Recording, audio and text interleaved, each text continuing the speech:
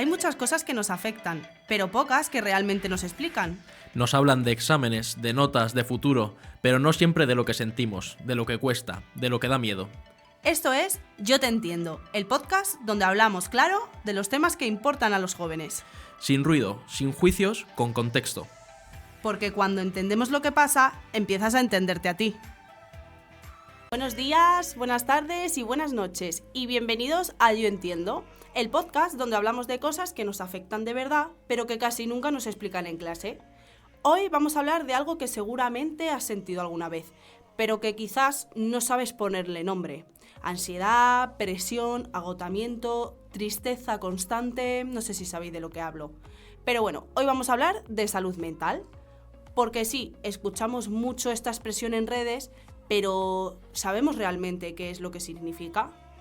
¿Es lo mismo estar triste que tener depresión? ¿Es normal sentir ansiedad todo el tiempo?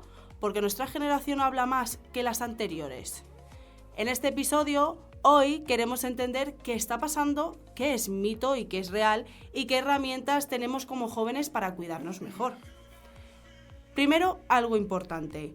Todos tenemos salud mental, al igual que tenemos salud física, por ejemplo. Pero no es solo tener un problema.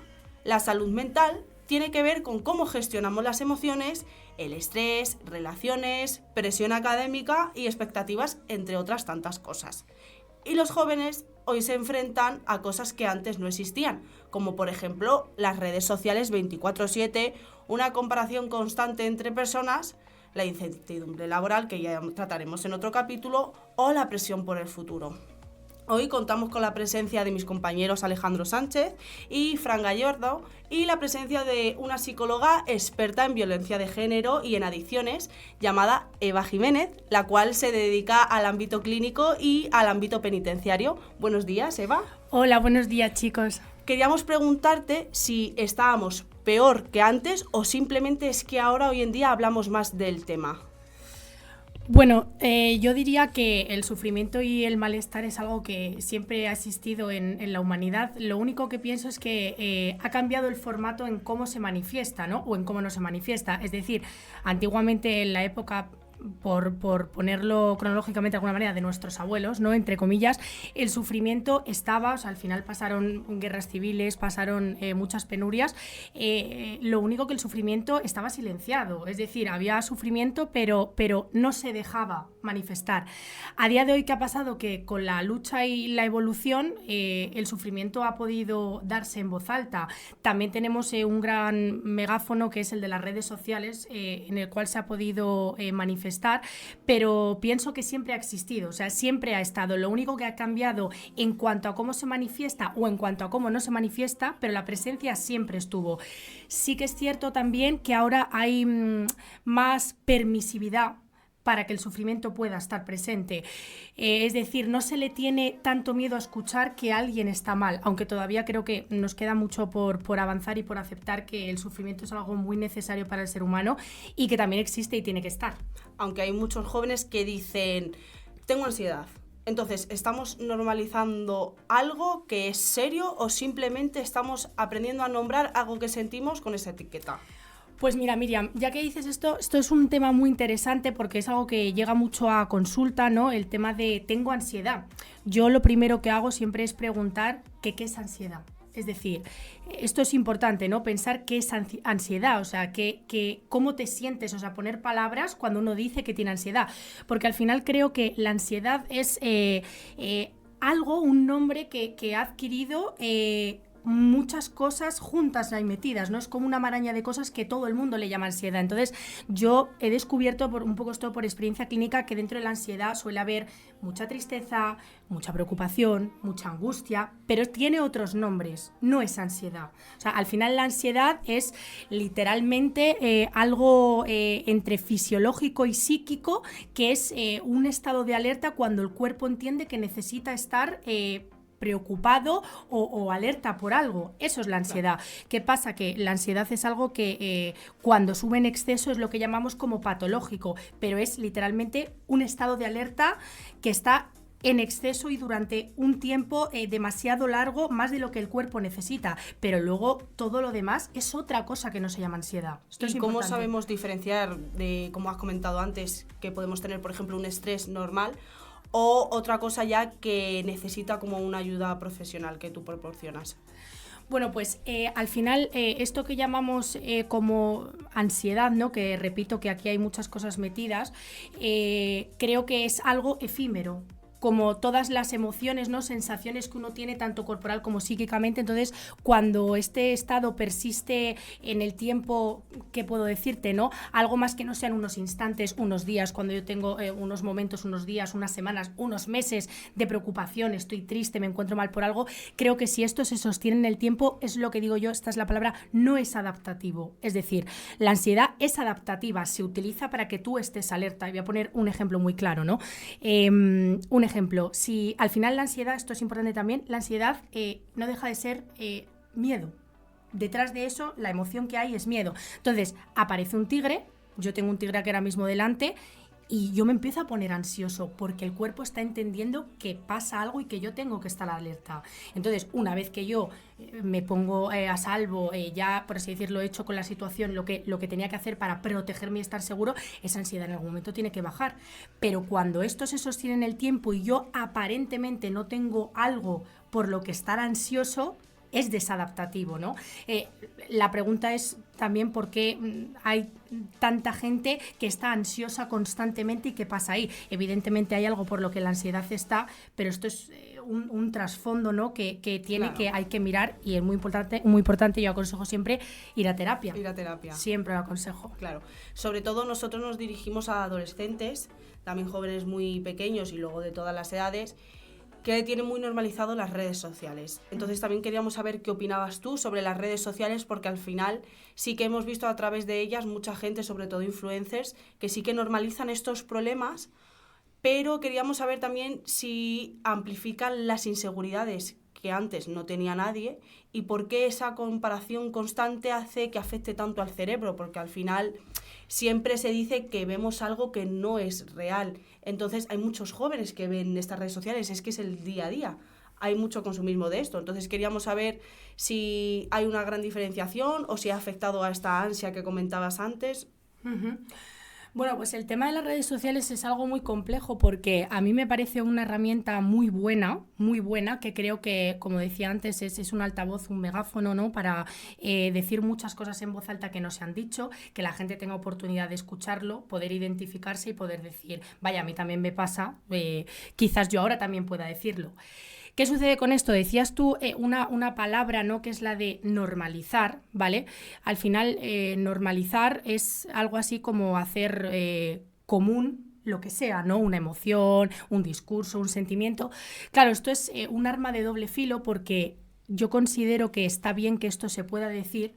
El problema viene en cómo se le da uso a eso, ¿vale? Que este es otro tema que no viene exactamente por las redes sociales, sino por el usuario que consume y cómo está educado ese usuario que consume. Entonces creo que son dos cosas diferentes que están juntas en el mismo pack. O sea, no creo que el problema sea tanto las redes sociales, sino cómo está psíquicamente la persona que lo consume, que en este caso son adolescentes o gente joven, ¿no?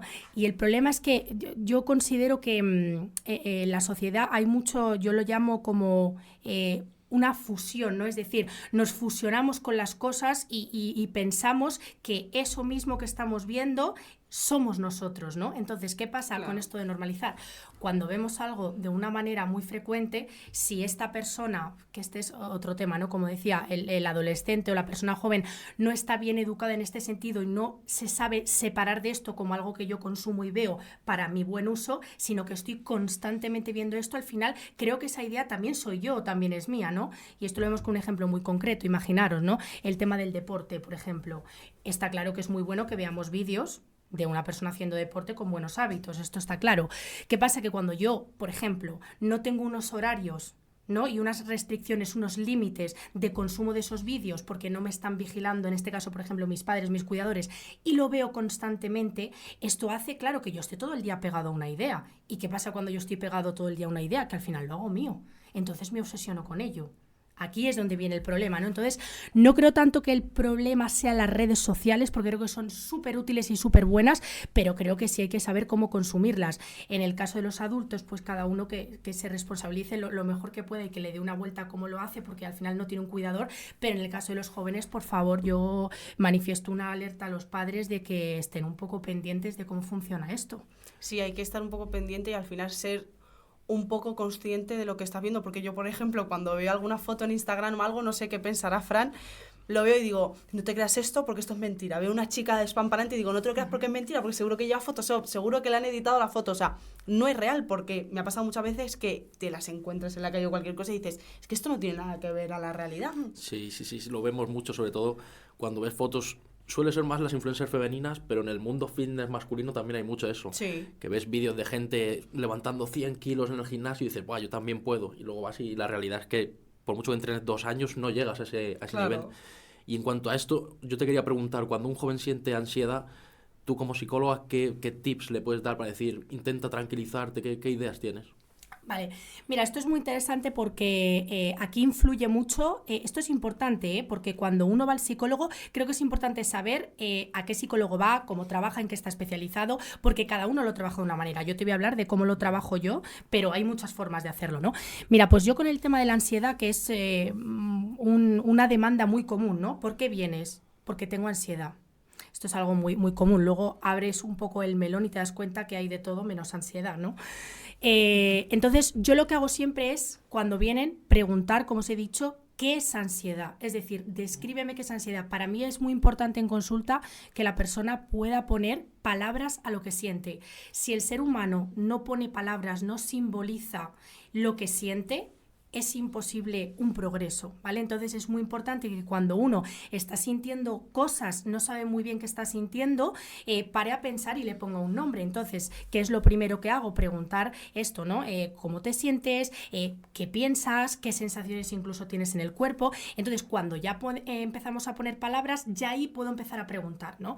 ¿Y qué situaciones te ponen ansioso? Y como el paciente ya tiene palabras para poder describirlo, entonces ya empezamos. Pues mira, un ejemplo. Pues mira, es que cuando discuto con mi madre, como ya le he puesto palabras a que dentro de la ansiedad, un ejemplo, ¿no? Es que me pongo triste, es que me pongo muy furioso, es que tal, pues ya me empieza a describir la situación y es como, pues mira, hoy he discutido con mi madre y he empezado a sentirme ansioso, que ansioso era que primero me ha enfadado, después me he puesto triste porque no. Entonces yo trabajo más que yo lo respeto y me parece que es muy útil y yo a veces lo utilizo, pero yo más que partidaria de a lo mejor vamos a hacer un autorregistro de escribir, voy a mandarte una tarea para casa, yo soy muy partidaria de la palabra, de hablar, de que la persona empiece a asociar, a hilar cosas, a pensar, porque creo que cuando la persona puede ponerle palabras a todo lo que siente y todo lo que piensa, tiene un gran poder para el progreso.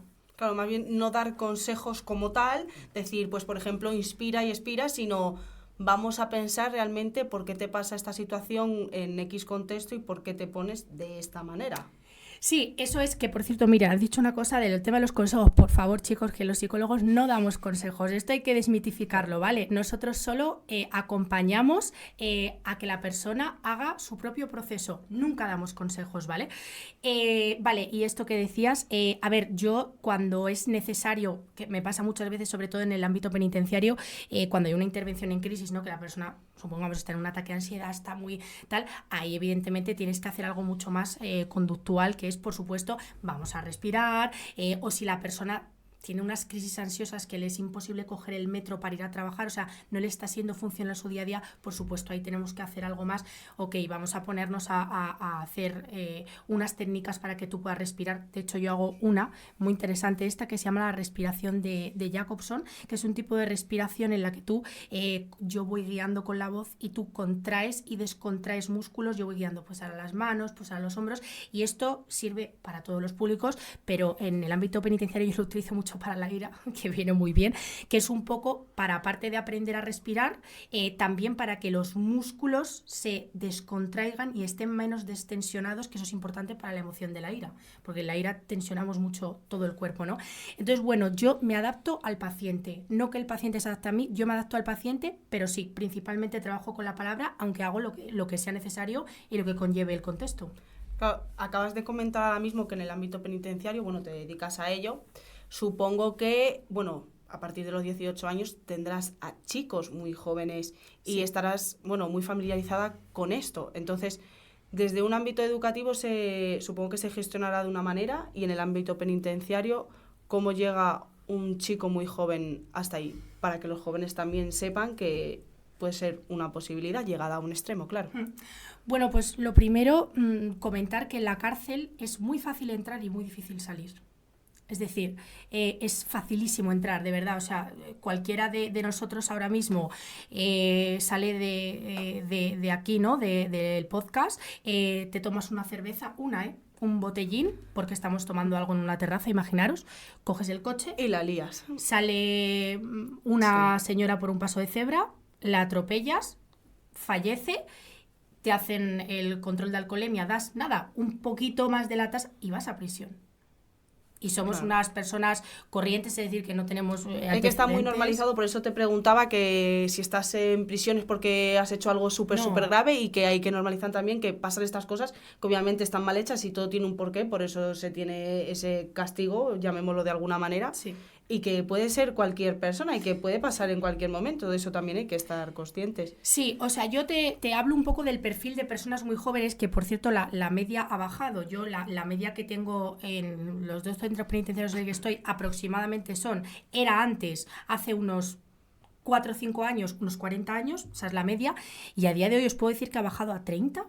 O sea, es muy loco, ¿eh? Yo me sorprendo mucho. Yo tengo a mucha gente de 18, 19, 20, 21 años, muchísimo. O sea, te podría decir que en mi módulo, si antes pues había una persona con 18, 20 añitos, ahora puedo tener a 5. O sea, la proporción en la que ha subido es... Y claro, teniendo en cuenta que las otras personas son jóvenes también, no tienen 20, pero tienen 27, 28, 30... No, esto es preocupante. Yo me pregunto mucho por qué, ¿no? ¿Qué está pasando aquí? Y yo creo que lo más importante es la educación que nos dan. Ya no la educación, porque esto es educación, cultura y muchas cosas. Es un poco el vínculo de tu padre, de tu madre, o de tu madre, o de tu padre por separado, o de tus cuidadores, da igual. Entonces, es muy importante vigilar esto, porque son las bases. Entonces, yo os digo qué perfil he observado así de forma genérica, ¿no? Que tengo en prisión. O sea, la gente que está, yo por lo que he observado, el modelo un poco de padres han sido padres ausentes por muchas cosas, ¿no? Por drogas, porque estaban enfermos. Esto es importante. A veces un padre enfermo, una madre enferma, y no es que sea delincuente, no es que simplemente un padre enfermo que no tiene capacidad de poder ejercer de padre o madre, no está. Entonces hay una negligencia, esta es la palabra, ¿no? Entonces, este perfil ahora explicaré por qué, es una causa, ¿no? O sea, una causa directa de que la persona pueda acabar en prisión. Y también os diría que padres autoritarios. Es decir, una madre muy autoritaria, ¿no? Tipo que pone normas, pone límites. Padres estrictos, ¿no? Sí. Es que eso se está normalizando también mucho en las redes sociales. Hay muchas modas de poner, sobre todo en TikTok. Sí. Dime que tienes, por ejemplo, padres estrictos sin decírmelo, y ponen pruebas, mensajes de... que es algo preocupante. O sea, al final cada uno puede hacer con sus hijos lo que quiera, pero esto lo normalizan mucho los jóvenes en las redes sociales. Luego se lleva a cabo, supongo que en el ámbito penitenciario lo tienes muy claro y sobre todo está muy visto. Sí. Pero que es algo que nosotros también tenemos muy normalizado ahora. O sea, ¿te refieres a padres estrictos, muy autoritarios, como tú estabas comentando, vale. Y que es una figura que no solamente pasa en gente que no está en prisión, que es que en prisión también pasa, para que los jóvenes también sepan que puede ser tanto una persona como otra. Sí, bueno, antes de nada me he quedado pensando en una cosa, quiero corregir algo que he dicho antes, que es que al final un padre o una madre negligente es una causa directa. Yo que voy a corregir y voy a decir que puede ser una posible causa, ¿vale? Porque no quiero decir necesariamente que tú tengas un padre o una madre X, y que eso, ¿vale? O sea, eso lo quiero corregir. Y por otro lado, otro tipo de padres autoritarios o estrictos, claro, al final volvemos a lo mismo, ¿no? Hay que saber poner palabras a las cosas. El tema de ser estricto es diferente a ser autoritario, ¿no? Porque ser estricto sería algo así como que los límites que se le ponen al hijo son muy rígidos, ¿vale? Y el ser autoritario sería esto, además de que eso conlleve que la presencia del padre o de la madre simplemente sea el propio límite, ¿vale? ¿Qué pasa? Y matizo esto porque cuando una persona es autoritaria, creo que esto lo podemos sentir todos, ¿no? Cuando una persona es autoritaria en tu vida, tú lo palpas, tú lo sientes. O sea, lo que corre por ahí entre medias, ¿no? Entre la persona y tú es miedo. Tú a la persona no le tienes algo así como respeto, le tienes miedo. Entonces, ¿qué sucede? Que cuando tú tienes miedo a algo o te ciñes a ese límite porque no puedes manejarte más allá de eso por el miedo tan grande que tienes, o no te gusta y huyes de ello. Y ahora iba un poco a esto, ¿no? Entonces, este perfil de padre autoritario lleva muchas veces a hijos a prisión, porque al final cuando una persona te inculca que él o ella es el propio límite, porque sí, porque lo dice él o porque lo digo yo, o sea, porque lo dice él o porque lo dice ella, perdona, entonces tú te empiezas a alejar de eso y no quieres límites, no quieres normas, porque te las han intentado meter tan a cajón que lo rehuyes. O sea, al final yo lo digo, la transmisión de valores nunca puede ser de una manera rígida, intransigente ni autoritaria, porque eso crea mucho rechazo. Y cuando tú rechazas el límite, rechazas la norma y la ley cuando eres más adulto. Cuando nosotros somos pequeños, a los padres es la única norma o ley que tenemos, ¿no? Entonces, si tú ya empiezas rechazando eso, ¿cómo vas a respetar lo que son a las autoridades, hablando cuerpos nacionales, policía, normas sociales? No la quieres. Y como no la quieres, pues empiezas a hacer lo que tú quieres. Así es una de las maneras en las que tú puedes acabar en prisión. Que parece que no, pero es muy importante, ¿no? A veces la gente dice, un ejemplo, bueno, yo es que he tenido unos padres también así, y mira, y soy una persona que tiene una carrera, que tiene un trabajo, pero seguramente te pasan otras cosas. O sea, nada es gratis. Nada es gratis, o sea, todo cuando somos pequeños, que vivimos en la infancia, todo se paga. Lo que pasa es que cada uno de una manera diferente, porque no todos somos iguales. Vale, volviendo al tema este de la ansiedad, bueno, sobre todo lo que es al miedo y demás, ¿qué consejo no vamos a ponerlo? Porque al final es una palabra que hoy, sabiendo un poquito más de psicología, hemos tachado. Antes de ir a terapia, ¿qué se le podría decir a un joven que siente miedo y siente que ya no puede más? ¿Qué es lo que debería de hacer para alguien que nos esté escuchando?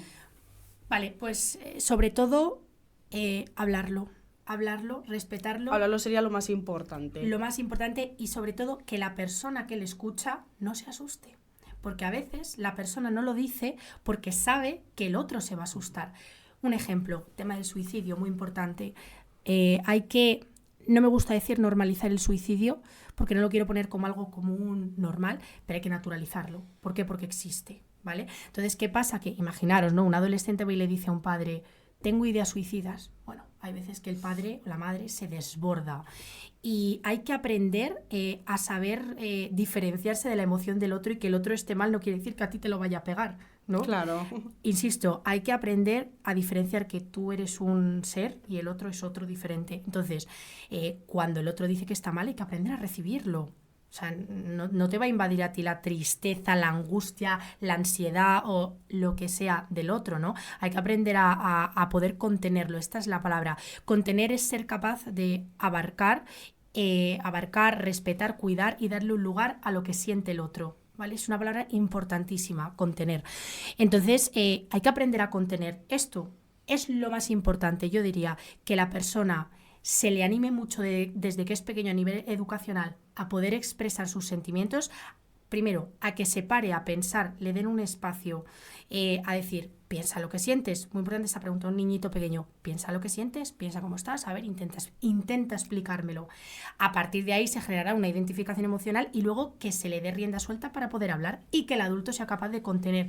Y con esto, socialmente haremos un progreso, pero más que suficiente. Eso lo primero antes de ir a terapia, que eso esté instaurado como algo normal, y seguramente luego ir a terapia será algo facilísimo, porque es seguir haciendo lo que yo hago en mi vida. Claro, tienes normalizado ya hablar con alguien y ya está. Lo primero sería hablar con alguien al que tengas cariño y sientas un apoyo en esa persona. Sí. Y luego ya animarse a hablarlo ya en un ámbito más profesional, en terapia en este caso y demás. No sé si Fran tiene alguna pregunta. Yo te iba a preguntar, porque han dicho antes que eras también experta en casos de violencia de género. Sí. Entonces, ese creo que es un tema muy importante y sobre todo saber si ahora, desde tu experiencia, los jóvenes están teniendo más casos de violencia de género de lo que había anteriormente. Pues mira, yo principalmente con quien trabajo es con la parte del maltratador. Yo no trabajo con víctimas. Entonces esto también es interesante, pues, ver la perspectiva. generalmente son hombres, ¿no? O sea, esto también otro matiz. La violencia de género, ¿vale? Se hizo una ley específica porque es siempre del género masculino al género femenino, ¿vale? Por eso se llama violencia de género. Si fuera de una mujer a un hombre, no es violencia de género, eso tiene un nombre, ¿no? Y podría ser violencia intrafamiliar porque es dentro de una familia, violencia vicaria, en fin, podría ser muchas cosas. Pero violencia de género siempre nos referimos de un hombre a una mujer, ¿vale? Eso lo aclaramos, ¿no? Entonces, como decía... Ay, Fran, repíteme la pregunta que se me ha ido. Estaba pensando y se me ha ido. Sí, ahora, en los casos que tú estás tratando, Ok, hay más jóvenes de los que crees que había antes. Vale, ya he hilado, cierto. Vale, pues mira, creo que te voy a responder algo parecido a lo que hablábamos anteriormente con el tema del sufrimiento, el malestar. Creo que los casos son parecidos. ¿Vale? Son parecidos, pero ha cambiado la forma en cómo se da. Es decir, antaño la forma era silenciosa en el hogar, en casa, y ahora la forma es muy desde el acoso en redes sociales, por WhatsApp, le has dado me gusta en discotecas porque te he visto hablando con el chico que te registré el móvil y estaba ahí en la discoteca. Entonces yo desde mi experiencia, y no tengo datos clínicos, pues yo leo, ¿no?, constantemente, me informo, y no hay muchos datos de que haya cambiado necesariamente. O sea, creo que por desgracia se mantiene. Creo que no ha bajado, tampoco ha subido, creo, También te digo que si hay algún profesional aquí escuchando y sabe de algo reciente y tal, pues se aceptan correcciones, pero yo creo que no. Pero sí, la forma de maltratar ha cambiado, eso sí ha cambiado. Y a rasgos generales, ya un poquito a modo de cierre, ¿qué le dirías a un joven que nos está escuchando ahora mismo? Una pregunta complicada. Le diría tantas cosas, me encantaría decir tantas cosas, pero principalmente lo que os he dicho, que por favor que hable, que no tenga miedo a hablar y que, fijaos esto que voy a decir, que hay veces que hay que educar al adulto y hay que pedirle y decirle, me encantaría poder contarte, pero necesito que tú respetes lo que siento y que tengas una actitud hacia mí positiva y empática, ¿no? Entonces, que se animen a veces a hacer eso, si es que por desgracia les toca, porque a lo mejor los padres o el entorno no puede contener, y si no puede ahí, un amigo, si no puede ahí, un profesor, pero que busque un lugar donde hablar, porque hablar sana, yo siempre lo digo así, todo lo que se queda dentro se pudre. Todo. Y todo lo que se saca fuera son piedras que te estás quitando de dentro y vas más ligero y pesa menos. Entonces hay que hablar siempre hay que poner palabras a lo que uno siente. Qué bonita reflexión. Bueno, Eva, muchas gracias por tu participación hoy en nuestro capítulo de este podcast, chicos, y por querer hablar hoy con nosotros. Y bueno, chicos, recordad que en Yo Entiendo no queremos darte respuestas mágicas, queremos darte contexto sobre lo que pasa. Y entender lo que sentimos, pues a veces nos da poder. Si este episodio te ha hecho reflexionar o te ha ayudado a poner nombre a algo que estabas pensando pero que no sabías lo que era, compártelo con alguien que también lo necesite. Podéis escucharnos en todas nuestras redes sociales, en Spotify, y seguirnos en TikTok, Instagram y en X como Yo Te Entiendo _26. Estás escuchando a Miriam Villén y nosotros nos vamos a escuchar en el próximo capítulo. ¡Chao!